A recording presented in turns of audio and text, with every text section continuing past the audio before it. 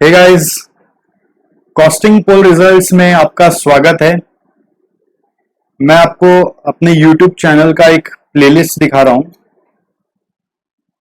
आप देखिए यहाँ पर learn costing at next level polling results का हमने 7 हफ्ता पिछले वीक ही पूरा कर लिया था और आज ये 8वां हफ्ता है। मुझे तो बड़ा मजा आ रहा है क्वेश्चंस बना बना के आपका नॉलेज एनहांस करने में। आई होप आपको भी उतना ही मजा आ रहा होगा। बैक चलिए, कम्युनिटी में आ जाइए।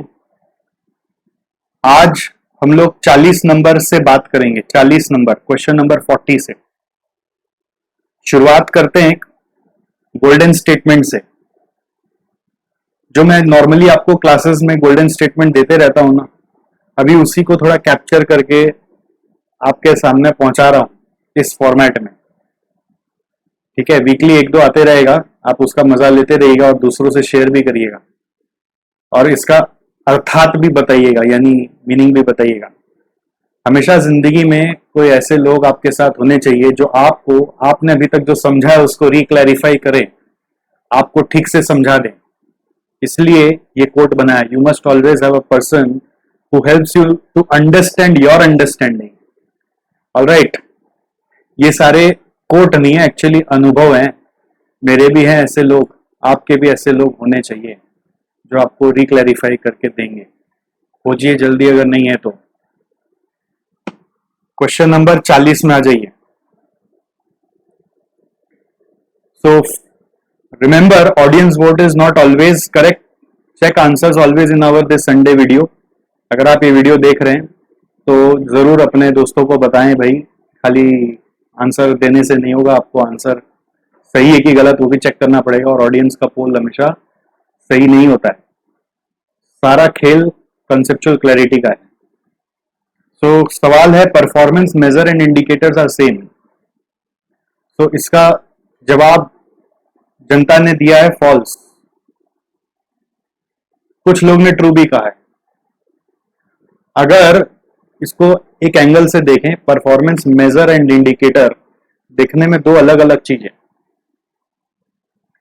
जैसे वेदर आपको यहाँ पे दिख रहा होगा, देखो नीचे में 30 डिग्री सेंटीग्रेड दिख रहा है, तो वेदर का मेजर है सेल्सियस। 30 डिग्री सेल्सियस बोलते हैं ना, 30 डिग्री सेल्सियस। तो 30 degree celsius, celsius is the measure. Now if temperature goes beyond 35 degree, it's considered as hot. If temperature comes down below 20 degree, it's considered as cold. So below certain threshold और after certain threshold वो कुछ indicate करता है। समझ में आ रहा है? So measure से ही indicator है। measure का एक certain threshold क्रॉस होने के बाद वो इंडिकेटर बन जाता है। तो इसमें क्वेश्चन में आपको पूछा है क्या ये दोनों सेम है, तो अब इसमें सोचने का जरिया के ऊपर आंसर लोग अलग अलग कर देंगे। मैंने तो बहुत ज्यादा क्लैरिटी से क्वेश्चन नहीं लिखा हुआ है। बहुत सारे क्वेश्चंस इसलिए साइकोमेट्रिक क्वेश्चंस होते हैं। साइकोमेट्रिक मतलब आपके सोचने के नजर पे आंसर आएगा। जैसे ग्लास है, आधा भरा है आधा खाली है, तो कोई भरा बोलेगा सही है, कोई बोलेगा खाली सही है, तो दोनों ही सही है। देखने का नजरिया है। तो वैसे ही इस क्वेश्चन को देखने का नजरिया है। किसी ने उसको थ्योरेटिकली देखा होगा तो वो बोलेगा क्या आंसर है, नहीं नहीं दोनों अलग अलग है, एक से तो मेजर करते हैं और फिर एक से पता चलता है कि क्या हुआ। बट एक नजर ये भी है इसको देखने का कि है तो सेल्सियस ही ना, सेल्सियस जैसे वेदर को मेजर कर रहा है तो है तो सेल्सियस ही, तो सेल्सियस ही तो इंडिकेट कर रहा है अल्टीमेटली कि हॉट है कि कोल्ड है। इसी तरह से कंपनी अपना कस्टमर सेटिस्फेक्शन स्कोर निकाल सकता है, तो कस्टमर सेटिस्फेक्शन स्कोर एक मेजर है कि कस्टमर सेटिस्फेक्शन हुआ कि नहीं हुआ, और उसका स्कोर एक सर्टेन थ्रेशोल्ड से नीचे आया मतलब सेटिस्फेक्शन नहीं है, तो स्कोर ही तो इंडिकेट करता है अल्टीमेटली, मेजर ही इंडिकेट करता है। दोनों तो एक ही चीज है, जुगलबंदी है। तो थ्योरेटिकली आप देखेंगे तो आप लिखने जाएंगे डिफरेंस बन सकता है तो इसलिए अलग हो गया, बट प्रैक्टिकली आप बोलेंगे तो दोनों एक ही चीज है।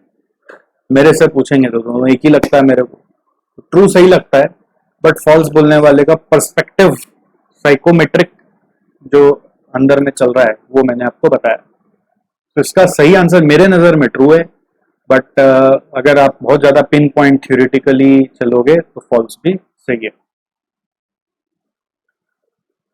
नेक्स्ट, पोल नंबर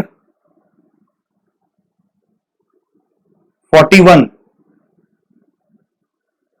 माफ करिएगा यहाँ पे 44 लिखा गया गलती से, बट ये 41 होगा। Do check the answers on Sunday video, बार बार अलर्ट कर रहा हूं।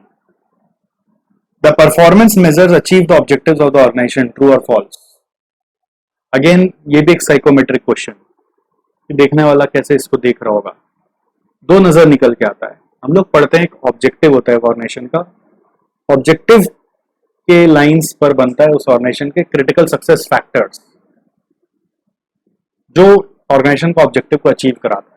जैसे ऑर्गेनाइजेशन का ऑब्जेक्टिव हो सकता है मुझे कस्टमर एक्सपीरियंस को बेटर करना है, तो उसके लिए उसको कस्टमर एक्सपीरियंस को बेटर करने के लिए आप मान लीजिए क्रिटिकल सक्सेस फैक्टर बनाने पड़ेंगे कि मेरे को अपना ऑन टाइम डिलीवरीज अच्छा करना है।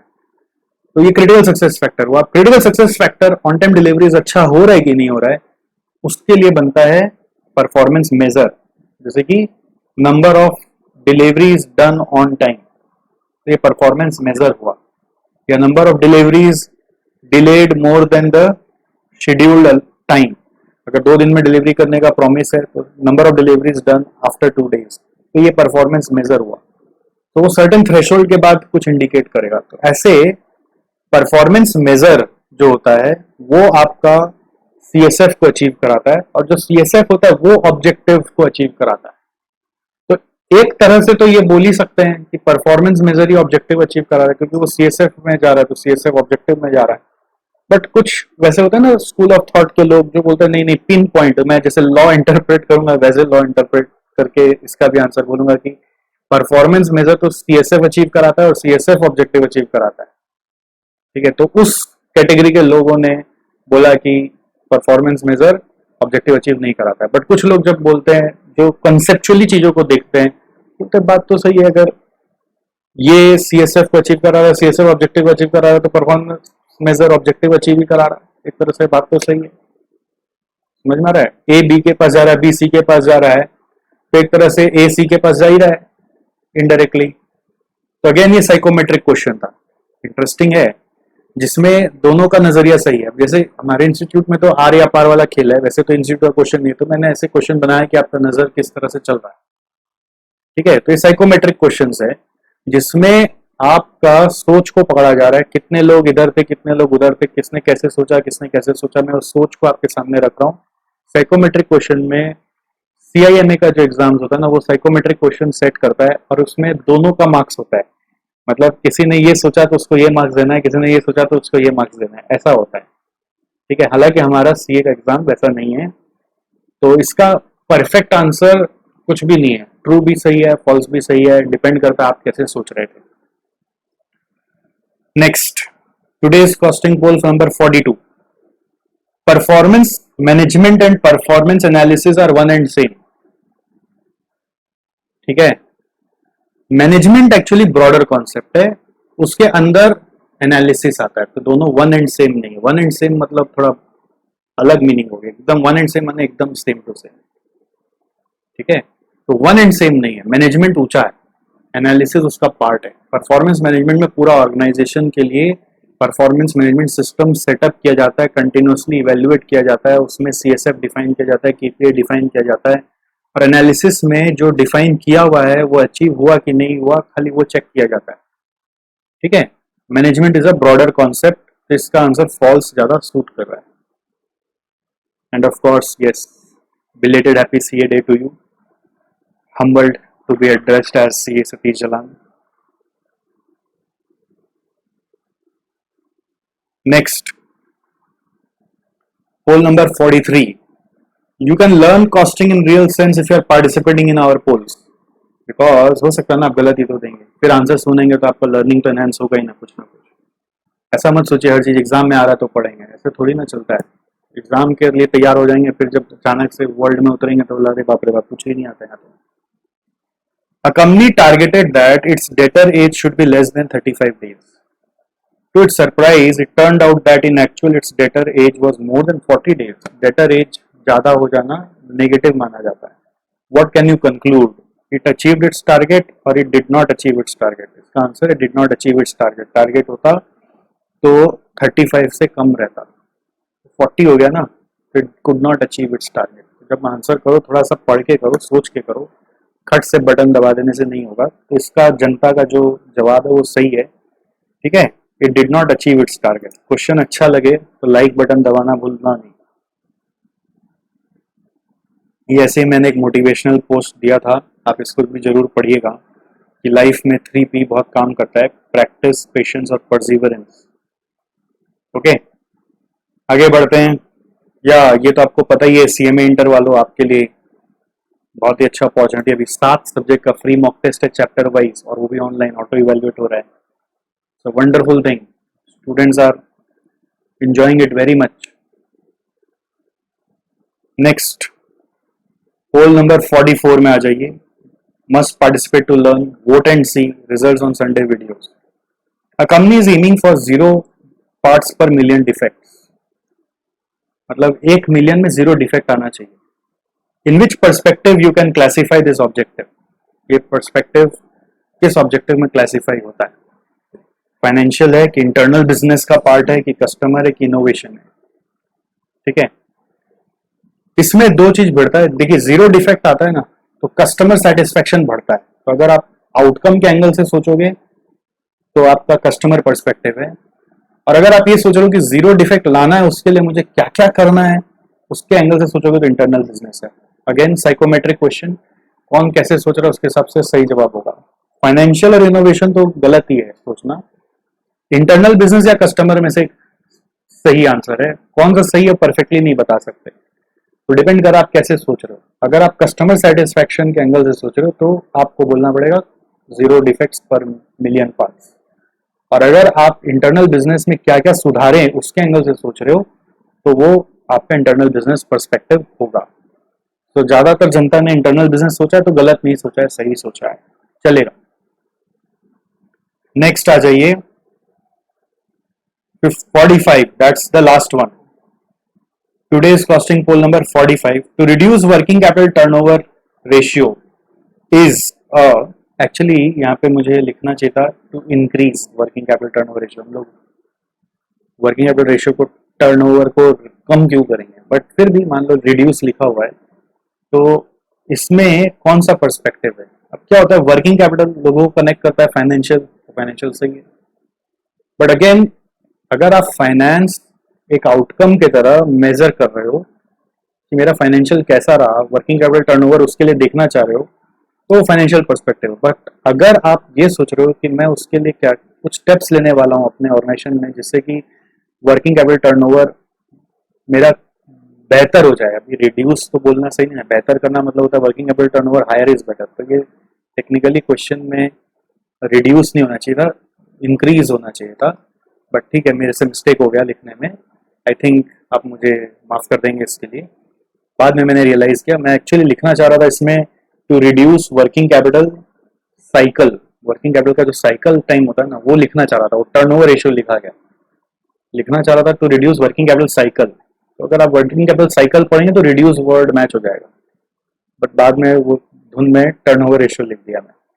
तो वर्किंग कैपिटल साइकिल का अगर आप फाइनेंशियल आउटकम देखना चाह रहे हो कि मेरा वर्किंग कैपिटल साइकिल क्या है तो फाइनेंशियल भी हो सकता है, बट अगर उसके लिए स्टेप्स लेना है, मेजर्स लेना है तो वो इंटरनल बिजनेस हो गया. ठीक है, अगेन दोनों पर्सपेक्टिव सही है. अब अगर आप एग्जाम के एंगल से बोलेंगे तो आपका इंस्टीट्यूट जैसे फॉलो करता है वैसे करिए. कुछ कुछ जगह ओवरलैपिंग होता है अगर ऐसा कोई सिनेरियो आ जाए, और अदरवाइज मतलब आप इसको फाइनेंस में भी लिख सकते हैं, इंटरनल बिजनेस में भी लिख सकते हैं, दोनों जगह सेट है. मैंने बोला ना, अगर कोई चीज को पाना है तो उस पाने के लिए उसको करना क्या है आपको, वो इंटरनल बिजनेस है. अगर कोई चीज आपको पाना है, उस पाने के लिए करना क्या है वो इंटरनल बिजनेस है. और बस आपको आउटकम खाली देखना है कि मेरा हुआ क्या, तो वो फाइनेंशियल भी है. तो फाइनेंशियल का जो भी सोच होता है ना उसको अचीव करने के लिए इंटरनल बिजनेस में बहुत कुछ करना पड़ता है, तब जाके फाइनेंशियल में वो रिजल्ट आता है. तो इंटरनल बिजनेस भी सही है, फाइनेंशियल भी सही है. इंस्टीट्यूट का इवन एक क्वेश्चन है जिसमें वर्किंग कैपिटल साइकिल को कम करने का बात कर रहा है, तो वो आंसर हम लोग इंटरनल बिजनेस में लिखते हैं, फाइनेंशियल में नहीं लिखते हैं। तो आप कहीं पे भी लिख सकते हो, डिपेंड करता है कि पूरा सिनेरियो क्वेश्चन में कैसे बिल्डअप किया हुआ है। अगर आप एग्जाम की बात करो और जनरल नॉलेज के लिए तो कुछ भी हो सकता है। ऑलराइट, आई होप आपको आनंद आ रहा है, और आ रहा है तो लाइक बटन दबाएंगे तो हमें और पता चलेगा। कितना ज़्यादा लाइक बटन आ रहा है इसका मतलब क्या हुआ कि आपको आनंद आ रहा है। अगर आनंद आ रहा है तो पुराना भी जाके खटाखट लाइक बटन को मारना है, तो मेरे को पता चल जाएगा कि आप सच में जान रहे हो। और कैसे पता चलेगा? नहीं तो कुछ कमेंट मार दीजिए यहाँ पे, तो पता चल जाएगा कि आपको कैसा लग रहा है। और सीख रहे हैं तो बने रहिएगा, कंसिस्टेंसी, कई सारा कॉन्सेप्ट रूट से क्लियर हो जाएगा। चलिए मिलते हैं, अलविदा, ध्यान रखिए। अगला संडे फिर आऊँगा अगले वीक का आंसर्स लेकर। Thank you.